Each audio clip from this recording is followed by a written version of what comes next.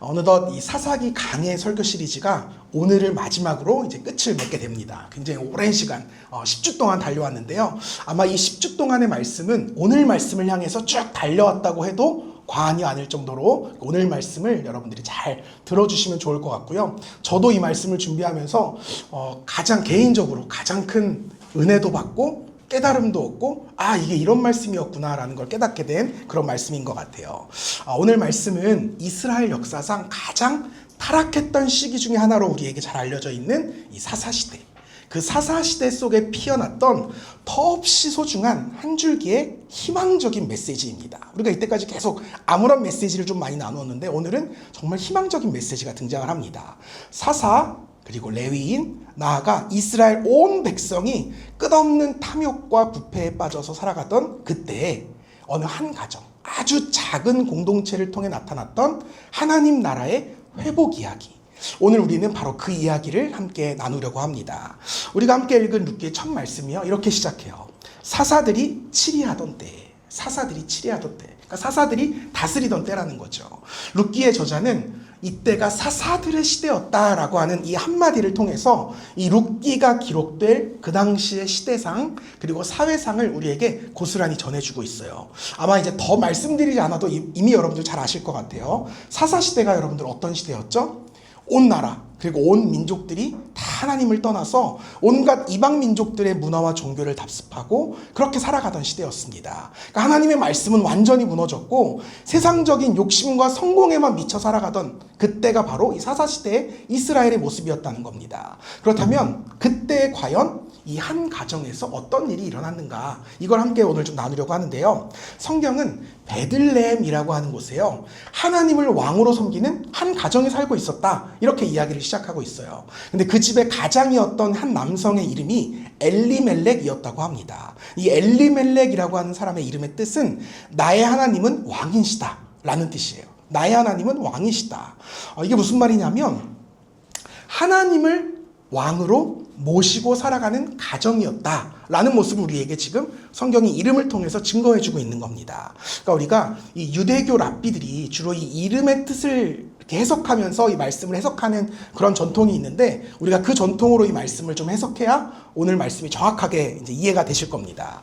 여러분, 하나님을 왕으로 모시는 그 가정이니까 얼마나 행복하고 기쁨이 가득했겠습니까? 성경은 그러한 가정의 모습을 함께 엘리멜렉과 함께 살아가던 구성원들의 이름을 차례차례 나열하면서 우리에게 증거해주고 있거든요. 먼저 엘리멜렉의 아내의 이름은 나오미였어요. 이 나오미의 뜻은 나의 기쁨이란 뜻입니다. 나의 기쁨. 그리고 두 아들의 이름은 말론과 기럧이었는데 각기 보석 그리고 완전함이라고 하는 뜻을 가지고 있었습니다. 즉 성경이요, 이 엘리멜렉의 가정을 통해서 하나님을 왕으로 모시고 살아가는 가정에는 기쁨이 있고 보석처럼 귀하며 완전한 가정이다 라고 하는 메시지를 세상에 전하고 싶었던 것 같아요. 그런데 그들이 살고 있던 땅에요, 이 베들레헴 땅에요, 흉년이 찾아옵니다. 흉년. 기근이 그 땅의 온 백성을 덮쳤다고 성경은 기록하고 있어요. 이 하나님을 왕으로 섬기고 있었던 그 행복한 엘리멜렉의 가정 역시도 예외는 아니었습니다. 그들 또한 동일한 고난을 맞이했습니다. 여러분, 룻기의 저자가요, 이 말씀을 통해서 우리에게 전하고자 하는 명확한 메시지가 하나 있어요. 그게 뭐냐 하면 하나님을 믿는 사람들에게도 인생의 흉년은 동일하게 찾아온다는 겁니다. 동일하게 찾아와요. 오죽하면 우리가 믿음의 조상이라고 불리는 아브라함 역시도 약속의 땅 가나안에 딱 도착하자마자 큰 가뭄과 기근을 만났다. 성경이 그렇게 기록하고 있습니다. 우리가 하나님을 믿는다고 해서 우리 인생이 무조건 꽃길만 걷게 되는 것은 아닙니다. 그러면 더할 나위 없이 감사하고 행복하겠지만 그렇지 않아요. 하나님을 믿고 하나님과 동행하지만 그 길 가운데에서 우리는 숱한 인생의 고난과 절망을 만나게 됩니다. 이때요, 정말 많은 성도님들이 무너지고 특별히 신앙적으로 넘어지게 됩니다. 하나님을 믿는데도 내 삶에 찾아오는 기근을 이해할 수가 없어요. 하나님을 믿는데 왜 내 삶에 내 관계에 문제가 생기지? 하나님을 믿는데 왜 내 형편이 더 어려워지지? 하나님을 믿는데 왜 내 건강에 문제가 생기지? 우리 가족들 건강에 왜 문제가 생기지? 이런 일이 일어날 때면 우리는 늘 이런 생각을 하죠. 혹시 하나님이 이제 나를 떠나신 것은 아닌가? 하나님이 이제 더 이상 나를 사랑하지 않으시는 것은 아닌가?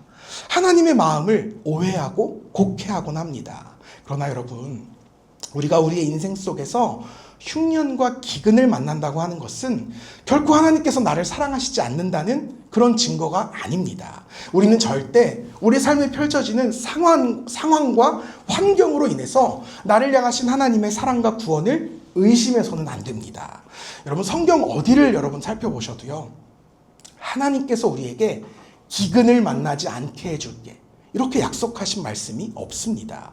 도리어 성경은 삶의 곤경을 만났던 수많은 하나님의 사람들에 대한 이야기로 가득 차 있습니다. 이 말인즉슨 우리가 하나님을 믿는다고 해서 내 삶의 어려움이 전부 사라지는 것은 아니라는 말입니다. 꽃길만 되는 인생으로 변화되는 것도 아니라는 말이에요. 하나님을 믿어도, 그것도 우리가 아주 신실하게, 아주 충성스럽게 하나님을 믿어도 우리는 세상에서 얼마든지 고통당할 수 있고요, 절망과 낙심을 경험할 수 있습니다.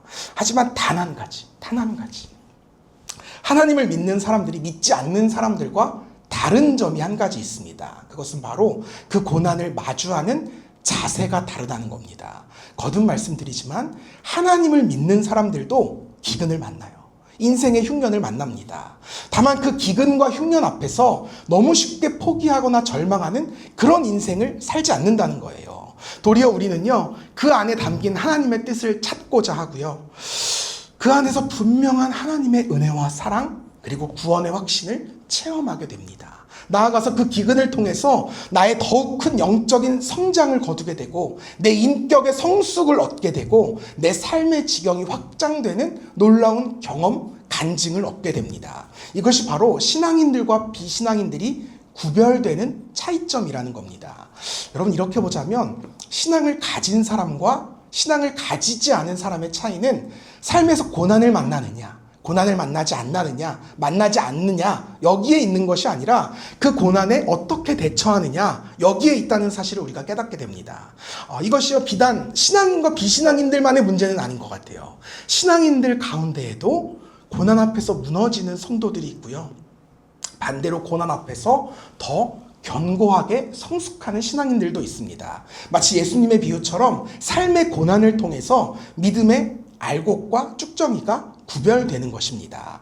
하나님을 신실하게 믿는 사람들은 내 삶 속에 기근이 찾아온다 할지라도 하나님의 약속의 말씀을 끝까지 믿고 의지하는 사람들입니다. 그들은 인생의 흉년을 맞이한다 할지라도 다른 길로 가지 않고요, 하나님의 약속의 땅, 사명의 땅을 반드시 지켜내는 사람들입니다. 하지만 어설프게 믿는 사람들은 달라요. 삶 속에 기근이 찾아오는 순간 그 즉시 다른 곳을 향해 떠나기 시작합니다. 하나님이 아닌 다른 방법을 강구하기 시작하는 거죠. 너무 안타깝게도 오늘 본문 속에 등장하는 엘리멜렉이 바로 이런 사람이에요. 후자의 사람이었습니다. 그는 하나님을 믿었으나 그렇게 진득한 신앙인은 아니었던 것 같아요. 먹고 사는 문제가 내 앞에 펼쳐지자마자 그 즉시 하나님의 땅을 떠나서 이방 땅인 모압으로 이주해 갔다. 성경은 이렇게 기록해요. 삶의 위기를 맞이했을 때 하나님이 아닌 다른 방법을 찾아서 그 즉시 떠났다는 겁니다. 더욱이 이 사사시대에 땅의 개념은요, 단순히 재산의 개념만이 아니었습니다. 땅은 그 자체로 하나님의 약속이었고 또 동시에 하나님께서 나에게 맡겨주신 사명이었습니다. 여러분, 이 땅을 누가 주셨을까요? 하나님이 주셨습니다. 하나님이 주신 땅이에요. 정말 그 40여 년간의 광야 생활을 지내서 바야흐로 정착하게 된 약속의 땅입니다. 정말 이 땅에 내가 들어올 수 있을까? 수많은 의심과 고난 속에 살아왔는데 하나님이 신실하게 약속을 지켜주셔서 내 힘이 아니라 하나님이 거저 이 땅을 나에게 허락해 주셨습니다. 정말 절대적인 하나님의 은혜로 내가 지금 이 땅에서 살고 있는 거예요. 뿐만 아니라 그렇기 때문에 동시에 내가 이 땅에서 이루어야 할 하나님의 사명이 있습니다.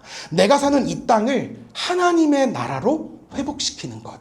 이것이 바로 하나님께서 이 땅을 향하신 하나님의 비전이었고 나에게 주신 사명이라는 겁니다.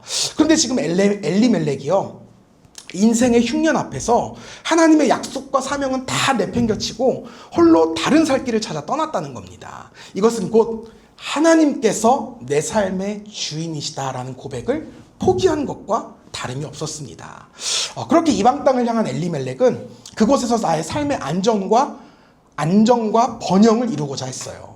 그의 두 아들은요, 그곳에서 이방 여인들을 아내로 맞이하기까지 합니다. 결혼까지 하면서 완전히 그 땅에 뿌리를 내리고자 합니다. 이방 여인과의 결혼이 엄연히 율법적으로 불법이었음에도 불구하고 당시에 이스라엘 백성들이 이 먹고 사는 문제 앞에서 얼마나 쉽게 하나님의 말씀을 어기고 저버렸는지 우리는 오늘도 또 한 번 말씀을 통해 그 현실을 바라보게 됩니다. 하지만 얼마 뒤에요, 이 엘리멜렉의 가족에 굉장히 큰 비극이 찾아옵니다. 이제 갓 모압 땅에 정착한 순간 가장인 엘리멜렉이 죽어버려요. 왜 죽었는지는 몰라요. 하나님이 알려주시지 않았어요. 어쨌든 죽었습니다. 근데 설상가상으로 또 한 10년 뒤에, 얼마 뒤에 두 아들마저도 죽어버리고 맙니다. 그들은 어떻게든 내 힘으로 이 땅에서 정착하고 번영하고 성공하고자 했으나 결국 그 어떤 것도 이루지 못한 채 너무나 허무한 죽음을 맞이했다는 거예요. 이제 이 엘리멜렉의 집에 누가 남았죠? 나오미, 그리고 두 며느리. 이렇게 달랑 3명이 남았습니다. 과부가 된 여인 셋만 덩그러니 남았다는 거예요. 그들에게 더 이상 아무것도 남지 않았어요. 처음 이 엘리멜렉의 가정이 모압으로 올 때만 해도요, 성경은 풍족했던 재산을 짊어지고 왔다고 기록하고 있어요. 근데 이 땅에 왔는데 그 재산 다 날리고요, 남은 게 아무것도 없는 거예요. 땅도 없고요, 재산도 없고요, 더욱이 자신들을 지켜줄 남자들도 없었습니다. 이러한 그들의 운명은 고대 사회에서 사회적인 사형선고와 다름없는 그런 실상이었습니다. 그러던 가운데 나오미에게 한 가지 반가운 소식이 들리는 거예요. 고향 땅인 이스라엘, 특별히 베들레헴에 다시금 풍년이 찾아왔다, 이런 소식이 들려옵니다. 이 소식을 들은 나오미는 내가 다시 나의 고향으로 돌아가야겠다, 이렇게 결단합니다. 그 모습을 성경이 이렇게 진 거예요. 같이 한번 읽어볼까요? 시작. 그 여인이 모압 지방에서 여호와께서 자기 백성을 돌보시사 그들에게 양식을 주셨다 함을 듣고 이에 두 며느리와 함께 일어나 모압 지방에서 돌아오려 하여. 아멘. 나오미가요, 인생의 흉년 속에서 배운 인생의 진정한 원리 한 가지가 있었어요. 그게 뭐냐 하면 우리의 삶 속에는 보이지 않는 하나님의 손길이 늘 존재한다는 사실. 이전에는 몰랐거든요. 흉년을 겪고 나니까 하나님의 섭리, 하나님의 돌보심이 깨달아진 거예요. 곧 인생의 진정한 풍년은 오직 하나님의 손길, 하나님의 돌보심에 달려있구나, 이 사실을 깨닫게 된 겁니다. 이제까지는 먹고 사는 문제가 다 내 손과 내 힘과 내 능력에 달려있는 줄 알았어요. 나만 열심히 살면, 내가 어떻게든 노력하면 내 인생이 잘 펼쳐질 줄 알았어요. 그래서 세상 속에서 얼마나 약삭빠르게 살았는지 몰라요. 여기 흉년 났다 그러면 얼른 절로 가고요, 여기 또 안 좋아지면 얼른 절로 가고요. 하지만 돌아보니까 그게 전부가 아니었던 거예요. 가장 기본적인 먹고 사는 문제, 이 양식조차 하나님께서 채워주실 때 비로소 풍성해지는 것이라는 사실을 그녀가 깨닫게 된 거예요. 우리 삶의 모든 과정들, 모든 요소 하나하나가 사실은 전부 하나님의 은혜였고 섭리였음을 깨닫게 되었습니다. 어떻게요? 삶의 고난을 통해서, 기근을 통해서 그 진리를 깨닫게 되었다는 거예요. 여러분, 이처럼 우리 하나님의 사람들에게는 고난 그 자체로 끝나는 법이 없습니다. 고난 속에서 비로소 깨닫게 되는 하나님의 은혜가 있기 때문이라는 거예요. 여러분, 우리에게는 고난이 아니고요, 기근이 아닙니다. 그것은 우리의 영적인 눈이 뜨이고 보이지 않는 하나님을 볼 수 있게 되는, 그렇게 만들어주는 하나님의 은혜이자 선물이라는 거예요. 그러므로 사랑하는 여러분, 혹 여러분들 가운데, 저를 포함해서 여러분들 가운데 지금 인생의 어떠한 모습이라도 인생의 흉년을 지나고 계신 분이 계시다면 그 고난과 기근 앞에서 너무 슬퍼하지 마세요. 너무 힘겨워하지 마세요. 이 시기는 도리어 하나님의 은혜를 체험하는 시기라는 거예요. 하나님을 의지하는 방법을 배워가는 시기입니다. 바라기는 이 시간 함께 예배하는 저와 여러분 모두에게 하나님의 구원의 손길이 따뜻하게 느껴지는 은혜가 오늘 함께 하시기를 주님의 이름으로 축복합니다. 그렇게 고난을 통해서 영적인 눈을 뜨게 된 나오미가요, 다시금 삶의 방향을 바꿔서 하나님께서 돌보신 하나님의 나라, 그 이스라엘로 향하게 돼요. 근데 한 가지 문제가 있습니다. 그게 뭐냐 하면 나오미 자신이야 태생이 이스라엘 사람이니까 그냥 돌아가면 되는데 두 며느리는 달랐어요. 그들은 모압 여인이었습니다. 굳이 타국까지 가서 불우한 나그네 신세를 자처할 필요가 없었습니다. 두 며느리를 진심으로 사랑하고 아끼고 생각했던 나오미는 그들에게 이 땅에서, 이 모압 땅에서 새로운 남편을 만나 새로운 가정을 꾸리고 행복하게 살아라, 이렇게 권면합니다. 그러자 며느리들이요 크게 울면서 아닙니다 어머니, 저희가 어머니를 끝까지 따를 것입니다, 이렇게 이야기합니다. 그 모습에요 나오미가 이렇게 이야기해요. 제가 읽어드릴게요. 나오미가 이르되 내 딸들아 돌아가라. 너희가 어찌 나와 함께 가려느냐. 내 태중에 너희의 남편 될 아들들이 아직 있느냐. 내 딸들아 되돌아가라. 나는 늙었으니 남편을 두지 못할지라. 가령 내가 소망이 있다고 말한다든지 오늘 밤에 남편을 두어 아들들을 낳는다 하더라도 너희가 어찌 그들이 자라기를 기다리겠으며 어찌 남편 없이 지내겠다고 결심하겠느냐. 내 딸들아 그렇지 아니하니라. 여호와의 손이 나를 치셨으므로 나는 너희로 말미암아 더욱 마음이 아프도다 하며. 나오미가요 지금 자신을 울며 따라오려는 이 두 며느리들을 향해서 나에겐 더 이상 너희들에게 줄 아들이 없다, 이렇게 이야기를 합니다. 여러분 이게 무슨 말일까요? 우리가 이 말씀을 제대로 이해하기 위해서는 당시의 고엘이라고 불리우던 이스라엘의 율법을 하나, 전통을 하나 아실 필요가 있어요. 신명기 25장에 보면 죽은 형제에 관한 의무 규정에 대한 말씀이 나오거든요. 그러니까 형제 중에 한 명이, 내 형제 중에 한 명이 아들 없이 죽으면 남편의 형제 중 한 사람이 과부가 된 나를, 그 여인을, 형제의 아내를 자신의 아내로 맞아서 남편으로서의 의무를 다해 주어야 합니다. 그러니까 그녀의 생계를 책임지고 그녀에게서 아들을 낳아서 대를 잇게 해주어야 하기 때문에 이 고엘의 의무, 고엘의 율법이라는 것이 있었습니다. 이것이 우리가 오늘날 생각하는 그런 비도덕적인 행위가 아니라 한 여인과 그 대를 이어가게 하시려는 하나님의 은총이었습니다. 나오미의 말은 이런 관점으로 해석하셔야 돼요. 두 며느리들을 향해서 고엘의 의무를 내가 다 해주고 싶어도 나의 두 아들이 이미 다 죽어버렸기 때문에 불가능하다는 거예요. 그렇다고 나이 먹은 자신이 이제 와서 새로운 남편을 구해서 너희들에게 내 새로운 아들을 낳아줄 수도 없는 노릇이잖아요. 이렇듯 나오미는 현실적인 이유를 들면서 사랑하는 두 며느리의 귀향을 권면했던 것입니다. 그러자 이 두 며느리 중에 오르바라고 하는 며느리는요 결국 나오미를 떠나서 자신의 집으로 돌아갑니다. 이 오르바라는 이름의 뜻이요 이 뒷목, 뒷덜미 이런 뜻이거든요. 그러니까 이게 굉장히 은유적인 표현이죠. 이렇게 시어머니에게 여기 그렇게 써 있어서 시어머니에게 뒷덜미를 보였다, 이런 은유적인 표현으로 설명할 수 있어요. 그녀는 떠나가고요. 남은 한 명인 룻, 이 룻은요 그럼에도 불구하고 끝까지 시어머니를 따라가겠습니다, 이렇게 하소연하고요 사정하기 시작합니다. 그녀의 진실한 고백을 한번 제가 읽어드릴게요. 룻이 이르되 내게 어머니를 떠나며 어머니를 따르지 말고 돌아가라 강권하지 마옵소서. 어머니께서 가시는 곳에 나도 가고 어머니께서 머무시는 곳에서 나도 머물겠나이다. 어머니의 백성이 나의 백성이 되고 어머니의 하나님이 나의 하나님이 되시리니 어머니께서 죽으시는 곳에서 나도 죽어 거기 묻힐 것이라. 만일 내가 죽는 일 외에 어머니를 떠나면 여호와께서 내게 벌을 내리시고 더 내리시기를 원하나이다 하는지라. 아멘. 여러분 이 말이요 성경에 등장하는 첫 번째 이방인 개종 사건입니다. 이방 사람의 입에서 여호와 하나님을 믿고 섬기겠다라고 하는 최초의 신앙 고백이 이 룻의 입술을 통해서 선포되었다는 거예요. 이 유대교의 율법학자들은 룻이 이스라엘로 시어머니를 따라 함께 가겠다라고 말한 이유가 단순히 시어머니에 대한 인정의 이끌림도 아니고 재혼할 능력이 없어서도 아니었고, 다만 그녀가 이미 하나님을 믿는 하나님의 사람이 되었기 때문에 하나님의 백성으로서 홀로 이방 땅에 사는 그런 나그네가 아니라 도리어 나는 어머니와 함께 이스라엘로 돌아가 그곳에서 하나님의 백성으로 살겠습니다 라는 신앙 고백으로 이 말씀을 해석해야 된다, 이렇게 말씀하기도 합니다. 어떤 이유이건 간에요 그녀의 굳은 결심으로 인해서 나오미는 결국 룻과 함께 자신의 고향인 베들레헴으로 돌아가게 됩니다. 그녀가 돌아왔다는 소식에 정말 그 온 마을 사람들이 떠들썩하게 몰려나와서 나오미를 맞이합니다.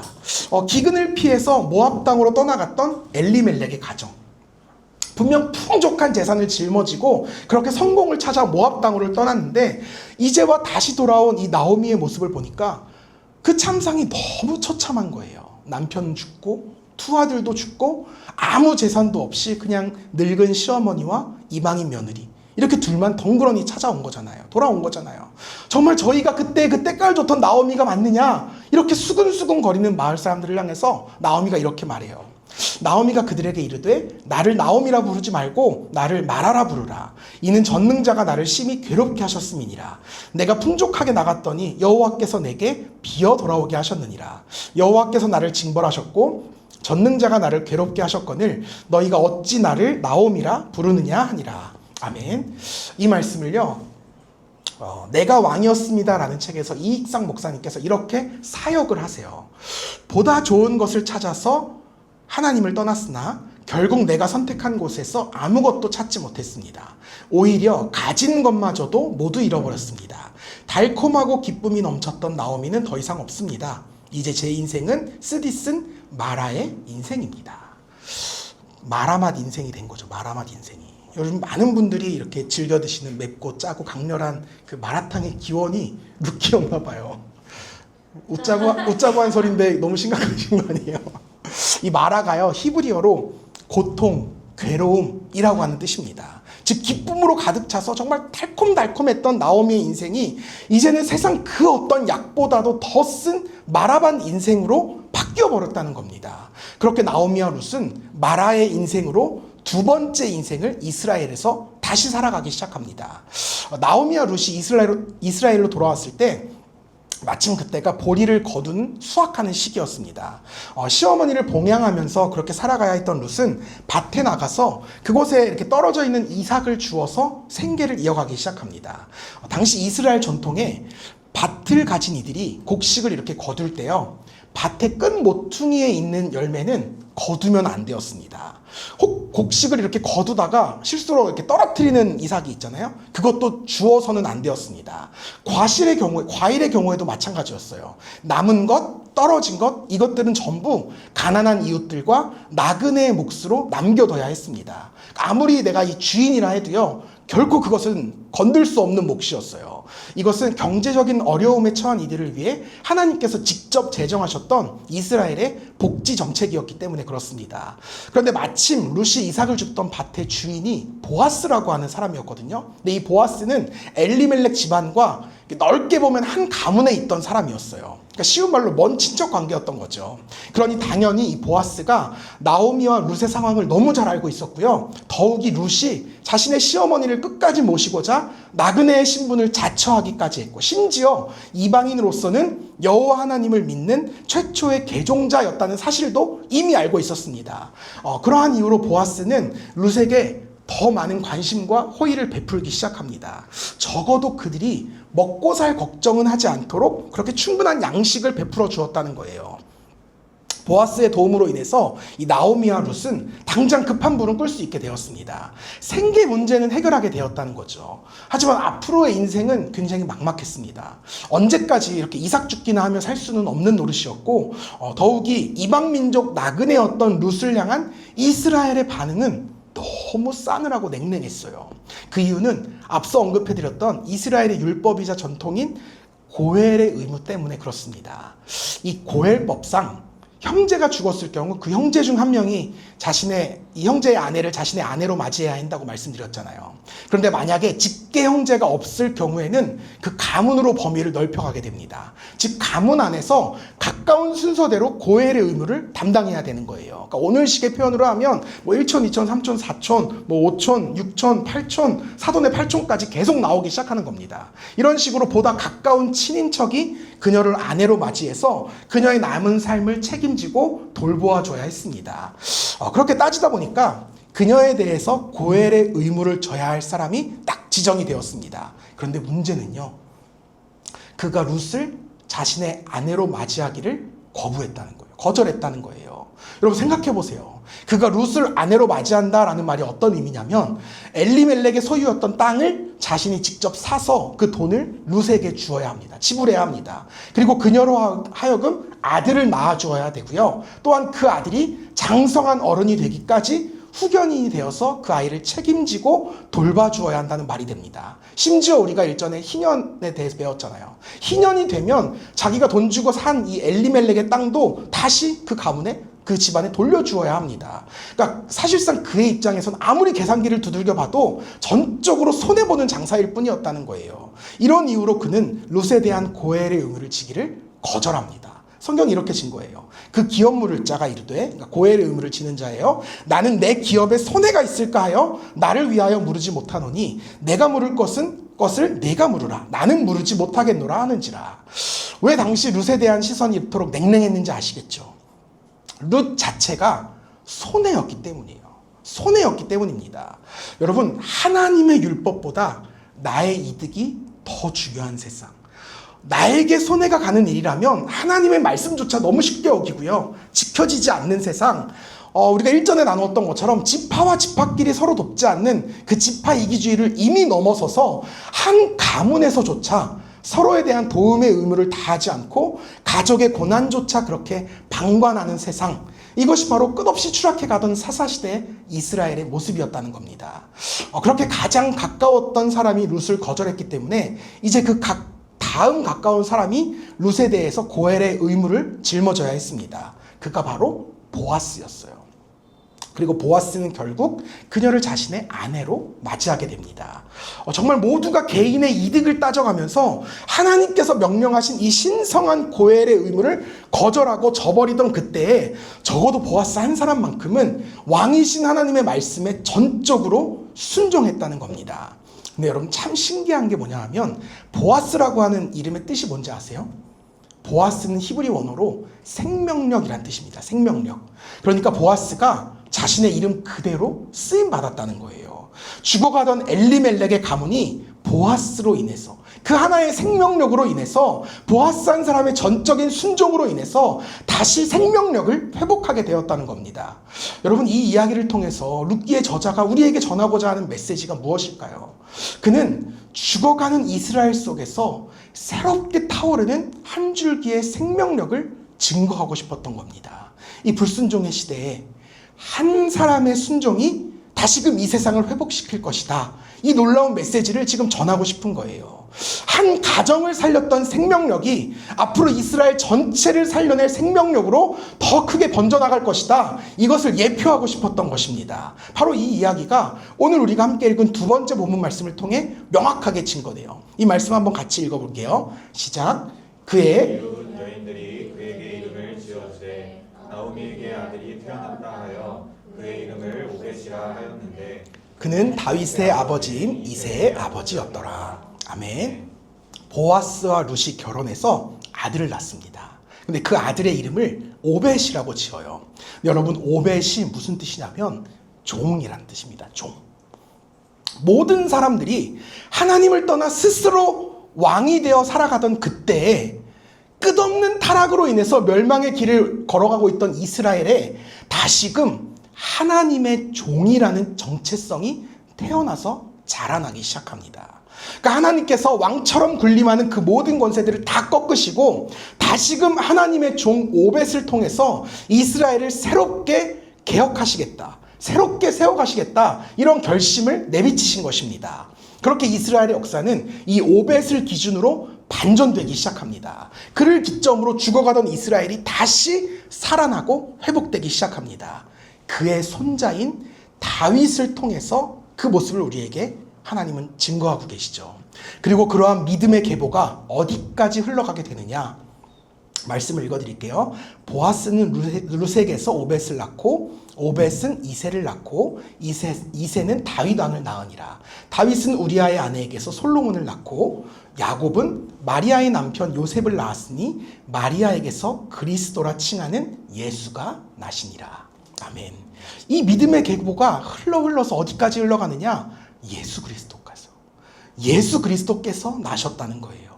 이 종으로서의 역사를 새롭게 열어간 오벳의 사명이 이 땅의 진정한 왕이셨으나 철저히 종의 모습으로 오셔서 일평생 종의 모습으로 살아가셨던 예수 그리스도로 인해 완성되었다는 겁니다. 바로 그 예수님께서 탐욕과 부패에 빠져 이 타락과 변질된 삶을 살아오던 인류의 역사를 완전히 뒤집으셨어요. 구원의 인생, 영원한 생명의 길로 이끄셨습니다. 그분이 바로 이 땅과 온 인류를 구원하셨습니다. 가장 완벽한 왕이셨으나 가장 완벽한 종으로 살아가셨던 예수 그리스도. 그 예수님께서는 자신의 인생을 이렇게 정의하셨어요. 인자가 온 것은 섬김을 받으려 함이 아니라 도리어 섬기려 하고 자기 목숨을 많은 사람의 대속물로 주려 함이니라. 아멘. 이것이 바로 예수님께서 이 땅에 오신 이유이셨고요. 또 동시에 그분을 믿고 따르는 우리가 회복해야 할 진정한 크리스천의 정체성이라는 겁니다. 이스라엘이 멸망했던 이유, 스스로 왕이 되고자 했기 때문입니다. 그러나 그 멸망한 이스라엘이 다시금 회복되고 구원에 이를 수 있게 된 이유, 왕이신 예수님께서 종이 되셨기 때문입니다.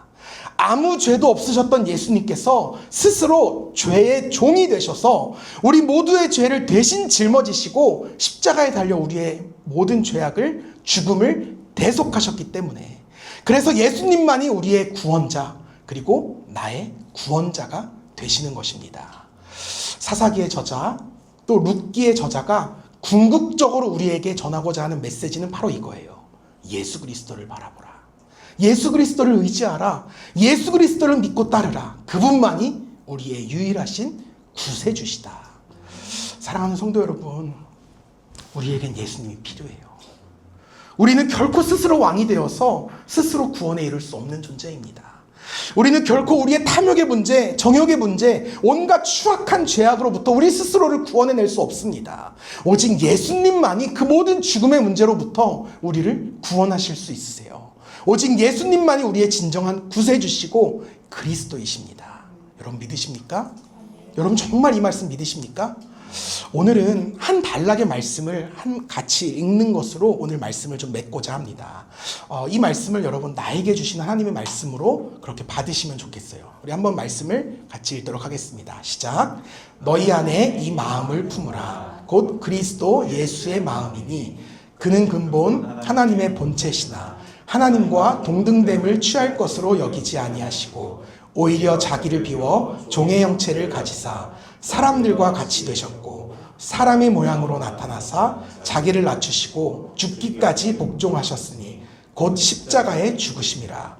이러므로 하나님이 그를 지극히 높여 모든 이름 위에 뛰어난 이름을 주사 하늘에 있는 자들과 땅에 있는 자들과 땅 아래에 있는 자들로 모든 무릎을 예수의 이름에 꿇게 하시고 모든 입으로 예수 그리스도를 주라 시인하여 하나님 아버지께 영광을 돌리게 하셨느니라. 아멘. 왕이신 예수님께서 종이 되셨습니다. 그러나 여러분 결코 그렇게 끝나지 않았어요. 하나님께서 예수님의 부활의 영광 속에 다시금 모든 이름 위에 뛰어난 왕으로 회복시켜 주셨습니다. 우리의 삶 역시 마찬가지예요. 여러분 우리 스스로 왕이 되어야 왕이 될 필요가 없습니다. 스스로 왕이 되려고 하지 마세요. 그게 타락의 시작입니다. 내가 왕이 되고자 하는 그 마음이 타락의 시작입니다. 우리의 정체성은요, 왕이 아니라 종입니다. 하나님의 종이 되어서 그분의 말씀 앞에 순종하며 살아가야 합니다. 하나님의 주권을 여러분 인정하세요. 하나님의 구원을 의지하세요.